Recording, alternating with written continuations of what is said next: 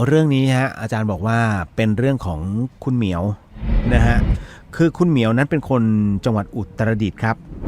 แล้วเหมียวนั้นเขาก็มีสามีชื่อว่าพี่ป๋อมนั้นเป็นคนหาดใหญ่ฮะคุณผู้ฟังครับแล้วก็จบปริญญาโทจากมหาวิทยาลัยแห่งหนึ่งพี่ป๋อมนั้นพาเหมียวไปอยู่ที่หาดใหญ่ด้วยกันครับก็อยู่กินเยี่ยงสามีภรรยาโดยที่ไม่ได้แต่งงานนะฮะแล้วก็มีลูกสาว1คนด้วยกันก็อยู่กันมาประมาณ10กว่าปีแล้วล่ะปรากฏว่าวันหนึ่งครับวันหนึ่งนั้นพี่ป๋อมพาเหมียวมาให้อาจารย์นั้นช่วยตรวจดวงชะตานะฮะพาพี่ป๋อมเนี่ยพี่ป๋อมเขาบอกเนี่ยวันหนึ่งพี่ป๋อมพาเหมียวนั้นมาให้อาจารย์ภาคินนั้นได้ตรวจดวงชะตาก็ถ้าพี่ป๋อมเชื่อเรื่องไสยศาสตร์ไหมแกถามพี่ป๋อมว่าเชื่อเรื่องไสยศาสตร์ไหมหรือว่าเชื่อเรื่องของพุทธคุณไหมแกก็บอกว่าเชื่อฮะอาจารย์ก็จึงเฉลยกรรมที่ติดตัวกับพี่เหมียวมาฮะว่าจะบอกก่อนนะว่าคุณน่ะมีวิญญาณสิงอยู่นะพี่ป๋อมก็เลยถามอย่างประหลาดใจว่าอ้าวแล้วจะรักษายังไงอาจารย์ก็เลยตอบว่าต้องรักษาด้วยพุทธคุณขณะนั้นอากงหมายถึงคุณพ่อนะฮะคุณพ่อของพี่ป๋อมเพิ่งเสียชีวิตครับเพิ่งเสียชีวิตที่บ้านนะฮะก็บอกว่าและที่บ้านนั้นกำลังยุ่งเรื่องงานศพกันอยู่ถ้าจะให้สะดวกนั้นอาจารย์จึงบอกว่ารอเป็นวันรุ่งขึ้นแล้วกันอาจารย์จะเดินทางไปหาที่หาดใหญ่เองไปทำไมฮะก็ไปเพื่อช่วยที่ทำพิธีเรื่องวิญญาณสิงในร่างของเหมียวนะฮะเมื่อเดินทางไปถึงนั้นอาจารย์ก็เตรียมดอกไม้ธูปเทียนแล้วก็เครื่องทำพิธีเสร็จสับเลยที่บ้านของพี่ป๋อมมีประมาณ 5-6 คนนั้นมานั่งล้อมวงร่วมกันฮะเพื่อทำสมาธิเพื่อที่จะช่วยเหมียวอาจารย์ก็เพ่งจิตมองเห็นเหมียวเรียกว่าเหมียวนั้นเขาก็แน่นหน้าอกแล้วก็ปวดหัวบ่อยโมโหร้ายพอเริ่มทำพิธีนั่งสมาธิสักครู่หนึ่งปรากฏว่าคุณเหมียวนั้นร้องกรี๊ดเลยฮะกรี๊ดออกมาลุกขึ้นเต้นพลาดเลยฮะผู้ชาย5คนเข้าไปช่วยกันจับแต่กลับกลายเป็นว่าผู้หญิงตัวเล็กๆคนเดียวอย่างคุณเหมียวนั้นผู้ชายทั้ง5คนถูกเหวี่ยงกระเด็นไปติดฝาผนังกันหมดฮะแล้วคราวนี้คุณเหมียวก็เดินเสียงดังตึ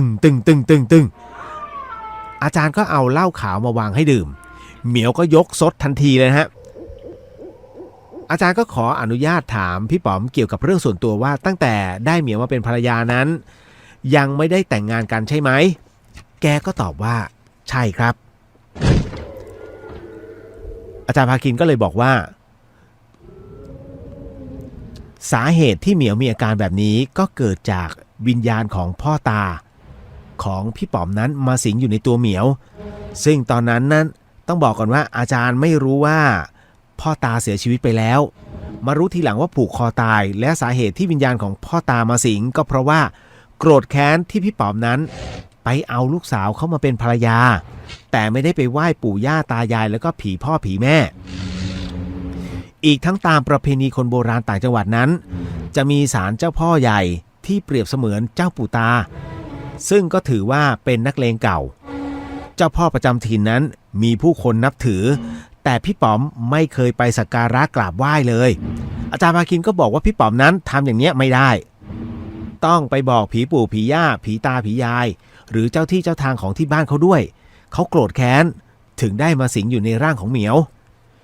เท่านั้นแหละฮะคุณผู้ฟังปรากฏว่าพี่ป๋อมร้องไห้เลยฮะก็บอกว่าคิดไม่ถึงเหมือนกันว่าจะเกิดเรื่องแบบนี้เพราะมัวแต่ทำงานถามอาจารย์ว่าทำอะไรอาจารย์จึงแนะว่าจะต้องทำอย่างไรอาจารย์ภาคินก็เลยแนะให้กลับไปจุดธูปไหว้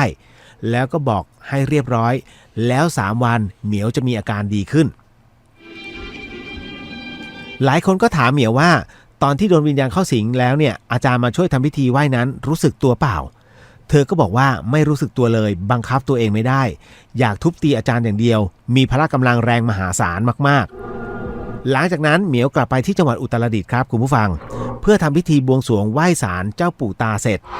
ชีวิตเธอก็ดีวันดีคืนฮะเมื่อก่อนเคยทะเลาะกับสามี ตอนนี้ก็ไม่ทะเลาะกันแล้วปัจจุบันนี้เหมียวอยู่อย่างสุขสบายรักอาจารย์มากทุกครั้งที่อาจารย์เดินทางไปที่หาดใหญ่เธอจะคอยมารับถ้าอาจารย์ไม่ยอมเธอก็จะเสียใจตอนนี้เธอกับสามีมีธุรกิจทำอพาร์ตเมนต์ให้เช่าฮะผ่อนตึกอพาร์ตเมนต์จนใกล้จะหมดหนี้สินธนาคารแล้วคนในสังคมปัจจุบันนั้นไม่รู้จักศีลธรรมอันดีงามบาปบุญคุณโทษ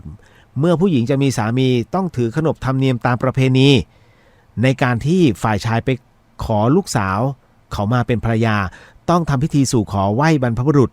ไหว้ผีบ้านผีเรือนผีปู่ย่าตายายผีประจำหมู่บ้านให้เรียกว่าในทางกลับกันฝ่ายหญิงก็ต้องไปเป็นภรรยาที่บ้านเขาเราก็ต้องไปไหว้เทวดาบ้านเขาไหว้เจ้าที่เจ้าทางบ้านเขาให้ถูกต้องตามธรรมเนียมเหมือนกันแต่คนปัจจุบันนั้นไม่รู้จักคำว่าขนบธรรมเนียมนะฮะอาจารย์บอกว่าวันๆเอาแต่ทำงานเมื่อรักใคร่ชอบพอกันก็พากันไปอยู่ด้วยกันแล้วปัญหาก็ตามมาก็เหมือนกันอย่างกรณีของเหมียวแต่ถ้าดวงดีก็ดีไปไม่มีปัญหาแต่ถ้าดวงไม่ดีก็จะเกิดปัญหาอย่างนี้จะทำให้ชีวิตครอบครัวไม่ราบรื่นอาจารย์บอกว่าสังคมปัจจุบันนั้นที่สามีภรรยาส่วนมาก90%นั้นแต่งงานไปไม่ครบ2 ปีฮะก็จะเลิกกันแทบทุกคู่เพราะสาเหตุจากการจัดงานใหญ่อลังการต้องการให้ผู้คนรู้ว่าตัวเองรวยแต่ก็ไม่คิดไปไหว้กระดูกบรรพบุรุษปู่ย่าตายายหรือเจ้าที่เจ้าทางบ้านเป็นคนจีนคนมอญอย่าลืมว่าผีมอญร้ายกว่าผีจีนถ้าคุณไปเอาลูกสาวเขามาเป็นภรรยาหรือไปมีอะไรกันโดยที่ยังไม่ได้แต่งงานถือว่าผิดผีเขาเอาคุณตาย7 ชั่วโคตรฮะถึงเวลาก็จะเลิกกันไปในที่สุดเป็นแทบทุกคู่เห็นมาแล้วฮะ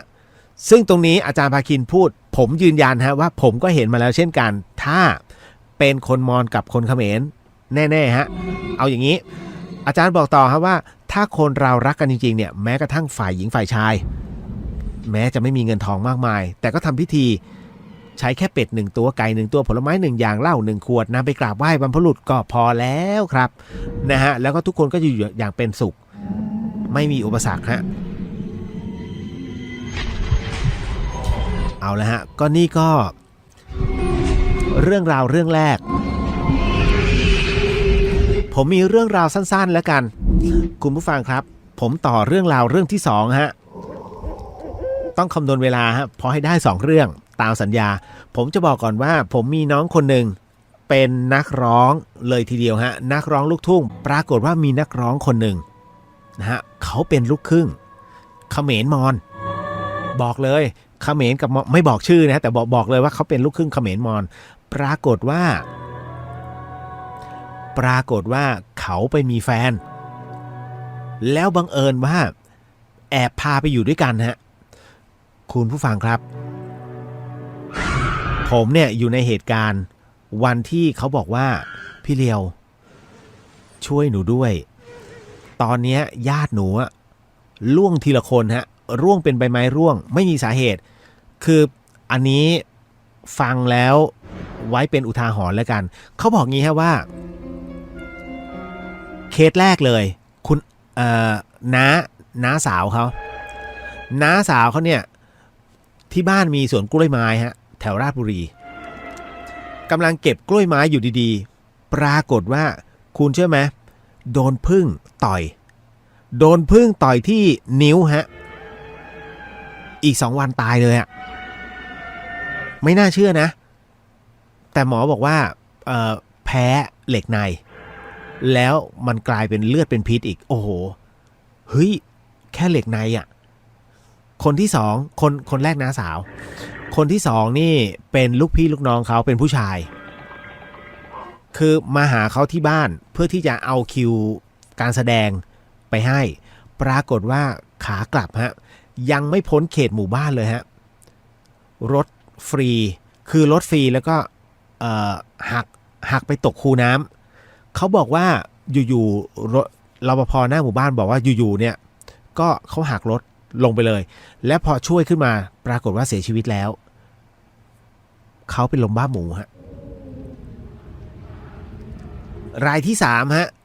รายที่3ก็เป็นลูกพี่ลูกน้องของศิลปินหญิงคนนี้เช่นกันอันนี้คือน้องเขาเล่าให้ฟังเขาบอกว่า น้องเขาเรียนที่มหาวิทยาลัยเป็นผู้หญิงนะลูกพี่ลูกน้องเขาเป็นผู้หญิงแต่ปรากฏว่าอยู่ๆก็เสียชีวิตเฉยเลยเป็นลมในห้องเรียนฮะคราวนี้ญาติทั้งหมดเขาเรียกประชุมกันเฮ้ยมันเกิดอะไรขึ้นด้วยสาเหตุแบบนี้คือมันตายแบบไม่ใช่แล้วอะมันตายแบบไม่มีที่มาที่ไปเขาก็เลยสันนิษฐานไล่กันเลยครับว่ามีใครผิดผีกรณีแบบนี้คนนี้มีไหมคนนี้มีไหมญาติคนนี้เขาเอาลูกสาวแต่ละคนเนี่ยเอามากางชื่อกันเลยปรากฏว่ามาเจอคนนี้ไอ้นี่ไหนมึงไปแสดงที่นู่นที่นี่มีแล้วอยู่ที่ไหนกับใครยังไงมารู้ว่าแอบมีแฟนแล้วพาแฟนไปอยู่ด้วยโอ้โหเท่านั้นแหละฮะเขาบอกว่าให้รีบแต่งงานเลยให้รีบเรียกว่าตั้งโต๊ะหมู่บูชาแล้วตั้งเครื่องเส้นทั้งหมดทั้งมวลเพื่อไหว้บรรพบุรุษนะฮะแล้วงานนั้นผมไปด้วยแต่ผมไม่บอกนะว่าเป็นศิลปินคนไหนเชื่อไหมฮะว่าพอไหว้เสร็จปุ๊บทุกสิ่งอันดีขึ้นเป็นปลิดทิ้งเลยฮะ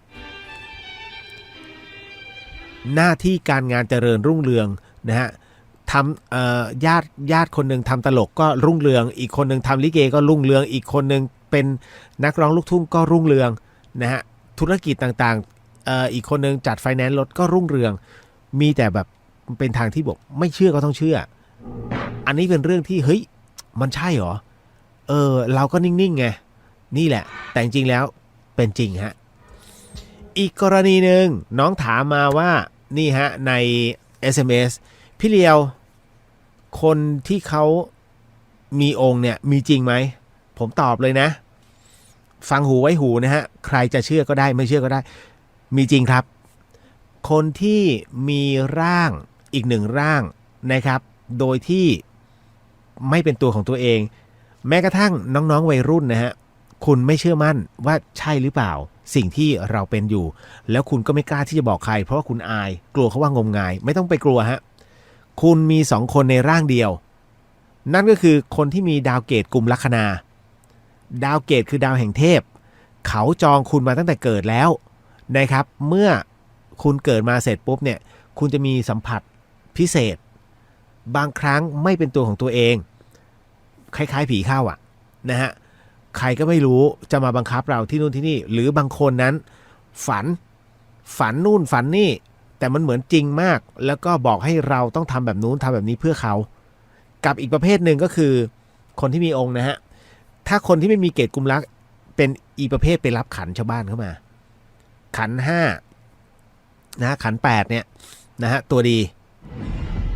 คือไปรับขันมั่วซั่วนะครับขัน5ขัน8ขัน10เนี่ยอย่าไปรับ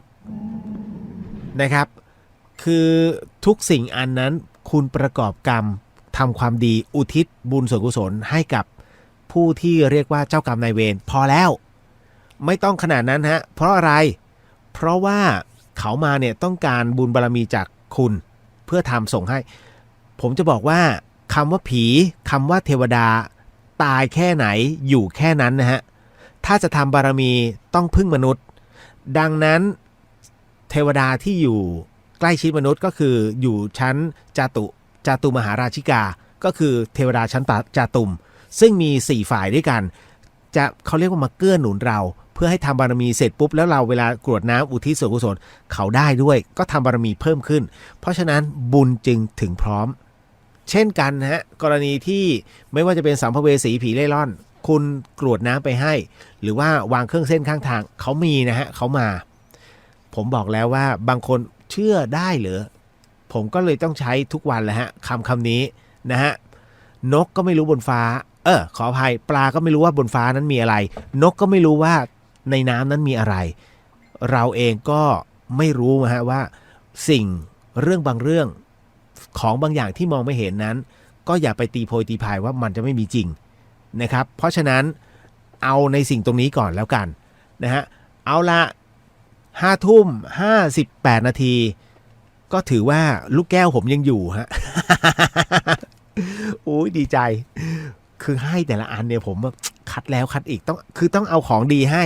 แต่ในเมื่อไม่มีคุณผู้ฟังท่านใดโชคดีผมก็เก็บเอาไว้เดี๋ยวพรุ่งนี้จะเรียกสายก่อนดีกว่าเนาะแล้วก็เตรียมไว้ก่อนแล้วค่อยมาพูดคุยกันในรายการ